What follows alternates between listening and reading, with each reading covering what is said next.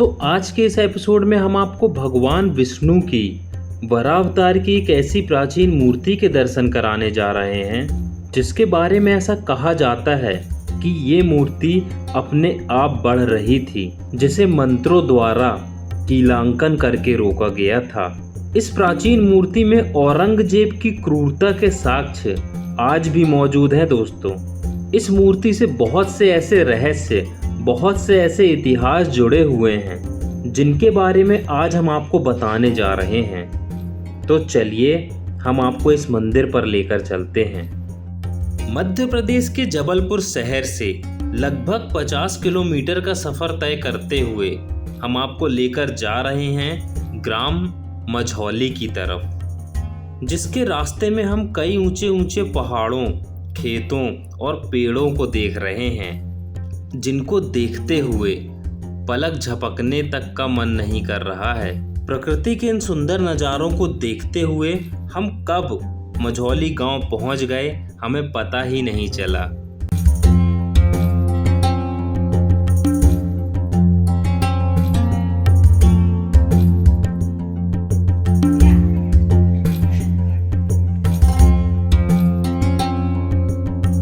नमस्कार दोस्तों, मैं अनमोल एक बार फिर से हाजिर हूँ आपके अपने यूट्यूब चैनल में जिसका नाम इनक्रेडिबल एमपी है। दोस्तों, मध्य प्रदेश अपने प्राचीन मंदिरों के लिए किस तरह से जाना जाता है, कितने शासक, कितने राज्य यहाँ पर स्थापित हो चुके हैं, उन सभी की जानकारियाँ हम आपको देते रहते हैं। आज के इस एपिसोड में हम आपको लेकर आए हैं विष्णु बराह मंदिर में। ये मंदिर लगभग 11वीं शताब्दी का बताया जाता है और इस मंदिर के गर्भगृह में जो वराह जी की मूर्ति स्थापित है वो अपने आप में ही बहुत दुर्लभ और बहुत चमत्कारी है। मंदिर के मुख्य प्रवेश द्वार से अंदर आते ही सामने हमें दिखाई दिया ये स्तंभ, जिसमें कई तरह के देवी देवताओं के चित्र बने हुए थे। इस मंदिर के आसपास और भी कई मंदिर बने हुए हैं दोस्तों, जिसमें कई प्राचीन मूर्तियां भी स्थापित हैं। यहाँ पास में ही हमने एक बोर्ड लगा देखा जिसमें मंदिर के इतिहास के बारे में बहुत सी जानकारियाँ लिखी हुई थीं। मंदिर के प्रवेश द्वार से जैसे ही हम अंदर प्रवेश करते हैं तो इस तरह आप देखेंगे विराजित हैं और इस तरफ में अगर आप देखेंगे तो भगवान राम जी के साथ में यहाँ पर लगभग 65 वर्षों से अखंड रामायण पाठ यहाँ पर चल रहा है, जो कभी समाप्त नहीं हुआ, मतलब निरंतर इसका पाठ चलता ही रहता है। और अगर मंदिर को अगर आप देखेंगे तो इसका पुनः निर्माण किया जा रहा है, पुनः इसको बनाया जा रहा है। इस तरफ में अगर आप देखेंगे तो ये गर्भगृह जिसमें वराह जी विराजमान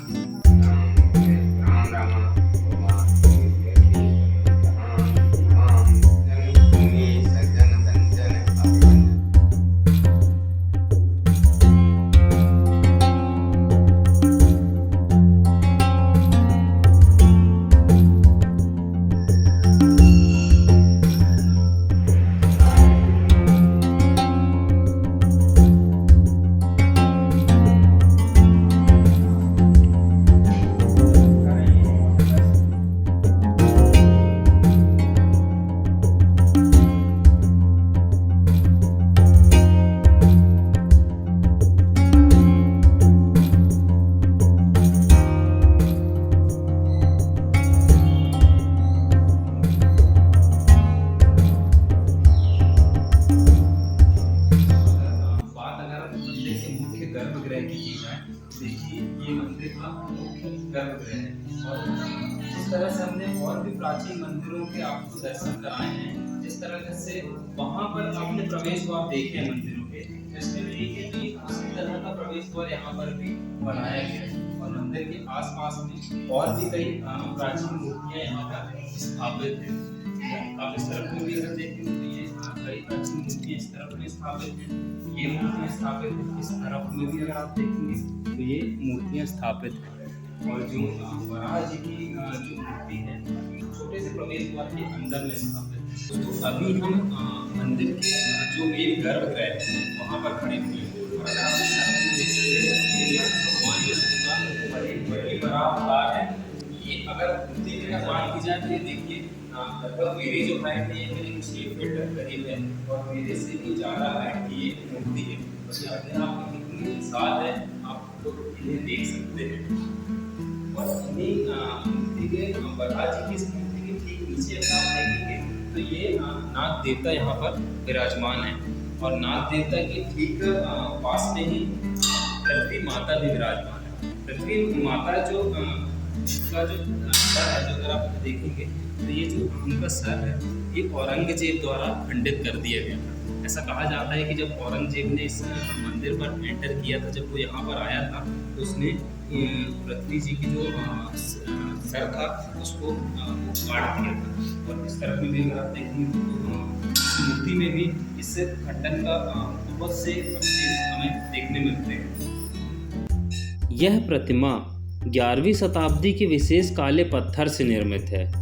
गुप्त और चंदेल शासकों ने जिस तरह से खजुराहो की मूर्तियों का निर्माण करवाया था उसी कलाकृति की यह मूर्ति भी है, लेकिन ये मूर्ति उन मूर्तियों से बहुत अलग है।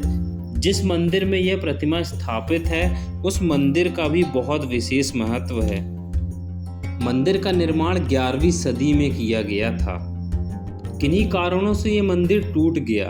बाद में 17वीं और 18वीं शताब्दी में इस मंदिर को फिर से बनाया गया।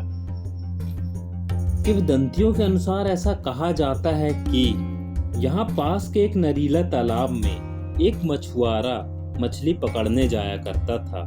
एक दिन उसके जाल में एक सालीमार पत्थर के रूप में यह मूर्ति आई। उसके बाद प्राण प्रतिष्ठा करके उन्हें एक छोटे से मंदिर में स्थापित कर दिया गया। परंतु तालाब से निकलने के बाद मूर्ति का आकार लगातार बढ़ता जा रहा था। जब ये मूर्ति बढ़ना शुरू हो गई थी तो लोगों को चिंता का विषय बनने लगी थी कि ये मूर्ति की भाव कुछ हो पाएगी या नहीं, या ये मूर्ति ऐसे ही बढ़ती चली जाएगी। अगर आप खुद देखिए कि विशाल और इतनी ऊंची है दोस्तों, और मूर्ति को बढ़ने से रोकने के लिए कुछ पंडित जी लोगों ने और जो कुछ सिद्ध पुरुष रहे होंगे उस समय, उन्होंने क्या किया, मूर्ति के सिर पर एक अभिमंत्रित करके सोने की कील ठोक दी, जिससे फिर मूर्ति का आकार जो है इतना ही रहा, इससे नहीं बढ़ सका। और अगर आप सोच सकते हैं कि अगर ये मूर्ति का आकार ऐसे ही बढ़ता चला जाता तो आज ये आकार कितना भव्य होगा और कितना विशाल होगा। पंडित जी नाम बता दीजिए अपना पहले। मेरा नाम नमो नारायण। अच्छा, आप कितने वर्षों से आप इनकी सेवा में लगे हुए हैं? 3 वर्ष से।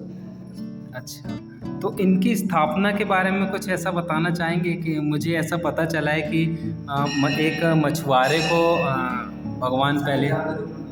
अच्छा 11वीं शताब्दी बाद मतलब यहाँ से 1 किलोमीटर की दूरी पर एक नारायण सरोवर मिला तालाब है जी। जहाँ भगवान का जन्म हुआ था। अच्छा। एक मछुआरा था, मछली पकड़ने जाना था जी। तो उसने अपना जाल फैलाया, उसके जाल में शालिग्राम की छोटी सी पटैया फंस गया। तो मछुआरे ने सोचा कि कोई मामूली पत्थर है, तो उसने पत्थर को पटैया को तालाब में फेंक दिया। दोबारा जाल लगाया, दोबारा फंस के आ गई, दोबारा उसको फेंक दिया। तीसरी बार जाल लगाया तो उसने सोचा कि बार फंस के आ रही है तो कोई बड़ी चीज़ है, तो उसने पत्थर को शालिग्राम की पटैया को अपने घर के अरब में जाकर स्थापित कर दिया। अब क्या वो मछुआरा था, मछली पकड़ना काटना उसका काम था। तो भगवान क्या जब से पसंद नहीं, भगवान क्या करते, रात में बड़ा मतलब सुगर किसानों के जंगलों में सुगर बन के जाते हैं, खेती को चौपट करके नष्ट करके विभक्त करते और उसी घर में जाकर मछुआरे करते आते हैं, चौपट करता है, नष्ट करता है, उसको समाज बनाता है। गाँव के किसान उसके सब इकट्ठे हुए उसके घर में गए, उसके बाद हमने कुछ सुअर पालन करना दिखाओ। अब घर में जाके देखे तो कोई नहीं, भगवान की जगह कौन जाना चाहता है। तो उस गाँव का राजा था, राजा बुलाया गया। जब राजा को समझ नहीं आया, राजा से बोलता है गाँव से बाहर निकाल दीजिए। तो कहता है आपने हमला करता है, तो राजा उसको बोला कि भगवान का बेटा है, ये लोग आपको भगवान तृतीय अवतार बनाए तो हमारे जाने का चाहता था उसके आगे मुझे किसी ऐसे मंदिर में जाकर स्थापित कर दो जहाँ मैंने विधिवत पंडित को उसने जो शादी की पढ़ाई की यहाँ पे लाके छोटा सा मंदिर बना के हम लोग स्थापित कर दिए। मतलब यहाँ पे लाके स्थापित की तो उनका विग्रह पंडितों और संतों के द्वारा पूजन अर्चन होने लगा, जिसके बाद पंडितों ने पूजन से प्रसन्न होकर अपना रूप धारण कर लिया, जिससे मूर्ति बनने लगी। जब मूर्ति बनने लगी तो प्राचीन काल में मंदिर था वो ध्वस्त होने लगा। बताते हैं कि 6 बार मंदिर टूटा है, मतलब हाँ। प्रधान पंडित परेशान हो गए, भगवान विष्णु ने उनको स्वप्न में आगे दर्शन दिए, मुझको बढ़ने से टूटना है तो वेद पाठी मंत्रों द्वारा चारों वेदों के मंत्रों से मंत्रोच्चार करके कीले मंत्र द्वारा सोने की चीज हो गया। जब से ये मंत्र के कीले मंत्र द्वारा सोने की चीज से कीलित किया गया, जब से उसका बढ़ना बंद हुआ लौटे होते। अच्छा, वो जो जहाँ पर वो फूल लगा हुआ, इसकी ऐसी कहानी ऐसा कहा जाता है कि जन्म लीला काल में एक विष्णु द्वारा एक अवतार एक भीमर के जाल में एक ब्रह्मस्था है, छोटी से लाइक पत्थर की भीमर के जाल में आई और बाढ़ बढ़ गई गजब बना। और ऐसा कहा जाता है कि औरंगजेब द्वारा भी इस खंडित किया गया है। पीछे ये हिरण्याक्ष जो है लक्ष्मी माता को रसातल में जाके छुपा दिया था, तो वहाँ भगवान विष्णु के अलावा कोई देवता नहीं जा सकता। तो भगवान विष्णु सुअर का रूप धारण करके ये उन्होंने ये अवतार लिया। लेकिन जो ये पृथ्वी माता है पीछे, इनका सिर जो है उधड़ा हुआ है, औरंगजेब मुस्लिम ने इसको कटार से काट के 16वीं शताब्दी में खंडित किया हुआ है ये पीछे। और इनके साथ में ये जो मूर्तियाँ विराजित है, ये सबसे नीचे ये विष्णु भगवान की सैया में जो शेषनाग जी रहते हैं, ये जी भगवान विष्णु की सैया में हमेशा रहते हैं शेषनाग जी, जिसके ऊपर ये बीचों बीच योग नारायण है, पद्मासन में बैठे हुए हैं। ठीक है, ये भगवान विष्णु है। भगवान विष्णु की थूथन के नीचे ये छोटे से ये अग्निदेव बने हुए हैं, ये छोटे से। अच्छा, ठीक है, ऊपर भगवान विष्णु का तटीय अवतार वराह से जी। ठीक है, इसके ऊपर ये कानों में ये तांबुल ऋषि हैं, दोनों कानों में जी। इस साइड से देखेंगे तो गालों में ये मत्स्य अवतार है, मछली के रूप में भगवान जी। शेषनाग जी के पीछे चारों पांव के बीचों बीच नागकन्या सर्पणी शेषनाग जी की पत्नी है ये। अच्छा जी, चारों पांव के बीचों बीच शेषनाग जी की पत्नी नागकन्या सर्पणी, चारों पांव में चारों वेद अलग अलग ऋग्वेद, यजुर्वेद, सामवेद, अथर्ववेद विराजमान है। अच्छा। और अपने सनातन धर्म में जितने भी स्तुति देवी देवता हैं वो पूरी के सिया के बराबर प्रतिमा में बने हुए हैं। ये ब्रह्मांड का केंद्र है, चारों धाम का मूल है। धन्यवाद पंडित जी इतनी सारी जानकारी देने के लिए। मंदिर पुरातात्विक विभाग के संरक्षण में है दोस्तों।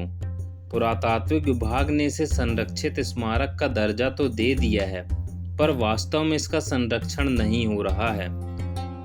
इनक्रेडिबल एमपी का ये एपिसोड आपको कैसा लगा हमें कमेंट में जरूर बताएं, और ऐसे ही अमेजिंग वीडियोस के लिए हमारे चैनल को लाइक, सब्सक्राइब, शेयर जरूर करें। सभी को मात नर्मदे हर। जय हिंद, जय भारत।